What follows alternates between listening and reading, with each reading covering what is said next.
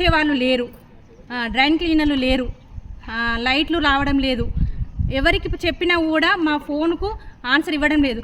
అందరూ కలిసి మున్సిపల్ అధికారులు అందరూ కలిసి అధికార పార్టీ నాయకులు సంబంధించిన వారి ఇళ్లల్లో పనిచేస్తున్నారు తప్ప డివిజన్లలో పనిచేయడం లేదు. ఎందుకు? వారికి వేస్తేనే వీళ్ళకి జీతాలు ఇస్తున్నారా? అధికార పార్టీ నాయకులకు వేస్తేనే వీళ్ళకి జీతాలు ఇస్తున్నారా? ఈ రామగుండం ప్రాంత ప్రజల మీద చిత్తశుద్ధి అనేది మున్సిపల్ అధికారులకు లేదు. వారు ఇక్కడున్న కమిషనర్ గారు కూడా అధికార పార్టీ నాయకులు చెప్పిన వాళ్ళ దగ్గరికే, పార్టీ నాయకుల దగ్గర చెప్పిన వారి దగ్గరికే పంపిస్తున్నారు.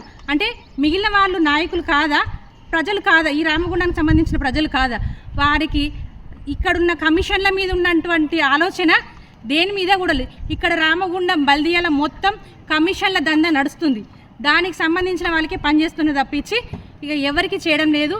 ఇప్పటికైనా ఇక్కడ ఇది ఈరోజు నేను మా డివిజన్ ప్రజలు నాకు ఫోన్ చేసి చెత్త ఇంత ఇబ్బంది అవుతుందని చెప్పి నా సొంత వెహికల్ పెట్టుకొని ఈరోజు డివిజన్లో చెత్త సేకరణ చేయడం జరుగుతుంది. ఇంకా రేపు ఏంటంటే మా డివిజన్ సంబంధించిన షాంటేజ్ ప్రతి గోడకి ఇక్కడ చెత్త ఊడ్చే వాళ్ళు కనబడుట లేదని రేపు ఒక వాల్ పోస్టర్ వేయడం జరుగుతుంది.